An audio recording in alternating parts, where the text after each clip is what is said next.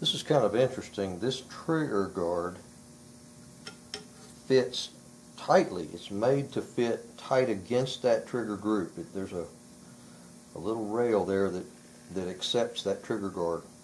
And so this is a really precise action. The metal of this and the metal of the receiver squeeze the stock. It's almost like the thing was pillar bedded front to back, which gives it metal to metal contact. The stock is squeezed in between, so the milling of this has got to be very precise. There's no room for wiggle, but that's a good thing because it lets you know exactly what you need. There's no guesswork. What I got to calculate is the width of this.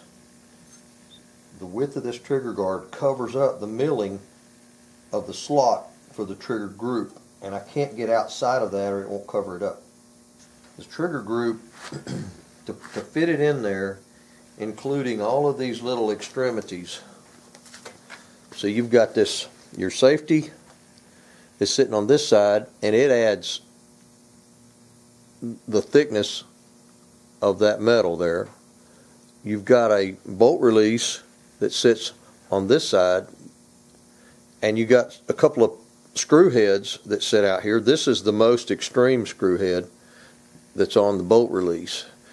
So you got to allow for the width of from the outside of this bolt release bolt to the outside of this safety pin, which is right, it's hard to see black on black. Right there is the pin that this safety revolves on. Not revolves, rotates. And so you got to go from there to there. And that's the max of your trigger group slot, for lack of a better word, cavity. And you don't want to get too big on this because there's a spring that wraps around that screw. And if you get too much play, that spring has the opportunity to come off of that thing into the cavity, and who knows where it goes after that. Springs, there's a collection of springs in the stratosphere somewhere revolving around the world. I'm confident. I have a few of them there. So, to calculate that, I'm going to take this dimension and then add that other pin. And this is kind of a swag. I'm just guessing from there to there to add the thickness of that pin, but I'm real close. If this was rocket science, I'd mill that dimension in a piece of wood, slip it over it, and see if the clearance was good. But I'm within a few thousandths here. So that is a 0.54, just a touch over a ½ inch. I could mill it a half and slip it in there and see how it works. And this trigger guard is bigger than that. It's about 11/16 or so. The trigger guard is 0.7. 0.75 is 3/4. So it's right at 11/16. A 16th of an inch is 0.062. So that's about 11/16. And this is a half. That gives me 3/32 on each side. That's plenty to cover it. So back to the mill. I've got my profile. I drew that yesterday with the action sitting on there. That's my profile. Those pencil lines, that's the profile of the trigger group right there. And I got to go from top to bottom and punch it out. And then this trigger guard sits down here on the center line. It covers up. It's wider than that hole, so it covers up everything. That little tiny thing I left there is an imitation trigger. That's my locator for this whole stock, or for all the milling of this stock. And I'm actually going to have to go in from the bottom and in from the top because I don't have a ½ inch bit that'll travel from there to there. That's 2 1/8 or something. So what I'll do is start on my center line at that mark and go that way to here with a ½ inch punch it straight in and go back and forth as deep as I can, and then come up here and connect them.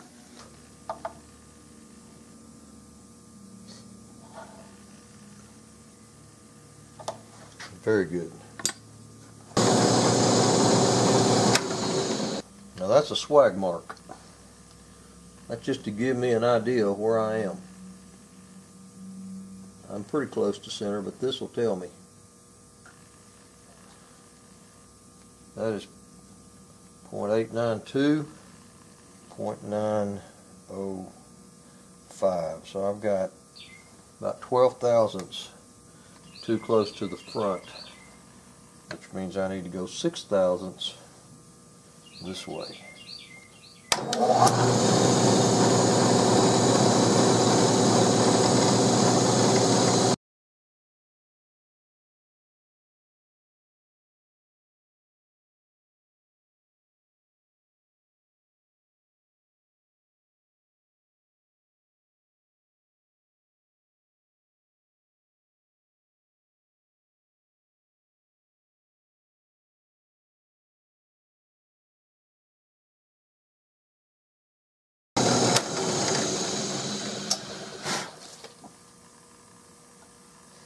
The reason I took that thing forward is the trigger group starts up here, and then it goes down a little bit, steps back to this line where I started.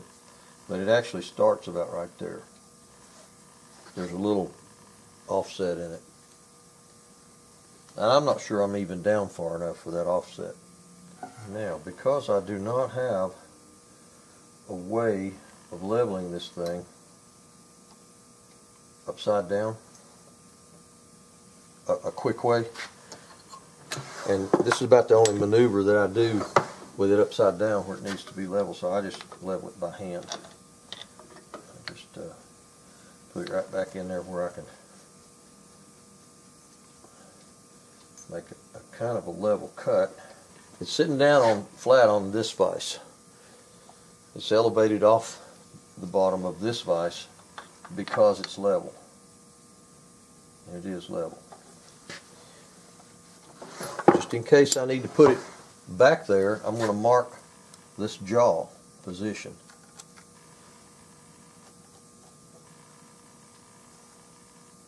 Having flipped it over, it was in the center. Theoretically, it still should be in the center if my vices are perpendicular. I'm going to just do a little check here. I've got enough room to wiggle if it's not perfect.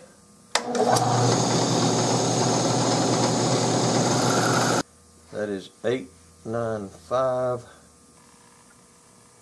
and that is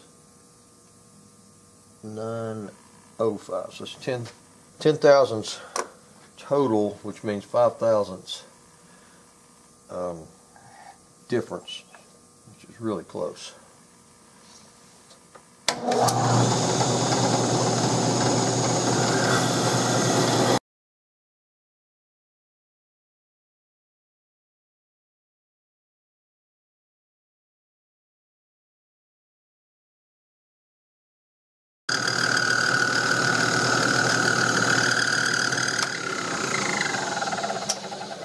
Now, this tells me how accurate my machine is set up or not. When you look in that slot, if you see that this milling and the other milling coming through the other side, if they line up, and it's hard to see on camera, but if they line up and there's not some sort of a ridge left there, then the mill is set up well. I can't get my finger in there, but you could take a screwdriver or a little pick or something and run it down through there back and forth. And if there's a ridge, that's how far out your machine is. If there's no ridge, then you're set up pretty well.